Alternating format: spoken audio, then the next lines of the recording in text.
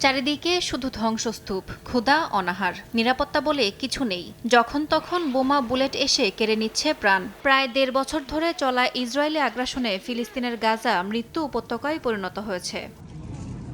গাজায় গণহত্যার প্রতিবাদে নেতানিয়াহু প্রশাসনের বিরুদ্ধে বিক্ষোভ ছড়িয়ে পড়েছে দেশে দেশে। এর জেরে ইসরায়েলের প্রতি সমর্থন কমতে শুরু করেছে মার্কিনদের। সম্প্রতি পিউ রিসার্চ সেন্টারের জরিপে উঠে এসেছে এ তথ্য। জরিপ অনুযায়ী বর্তমানে ইসরায়েল সম্পর্কে নেতিবাচক দৃষ্টিভঙ্গি পোষণ করেন ৫৩% মার্কিন নাগরিক। ২০২২ সালে এ হার ছিল ৪৩%। ইসরায়েল নিয়ে অনীহা প্রকাশ করেন ডেমোক্রেটিক পার্টির ৬৯% ভোটার। রিপাবলিকানদের মধ্যে এ হার ৩৭%। এমনকি ২৭% ইহুদি আমেরিকানদেরও নেতিবাচক অবস্থান। আর ধর্মনিরপেক্ষ মার্কিনদের ৬৯% ইসরায়েলকে কোনো প্রকার সমর্থন জানায়নি। গাজা দখলে ট্রাম্পের পরিকল্পনা প্রত্যাখ্যান করেন ৬২% মানুষ।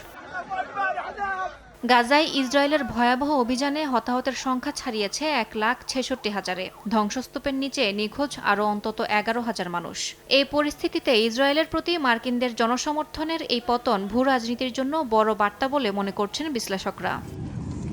ইয়াসমিন অনন্যা, সময় সংবাদ।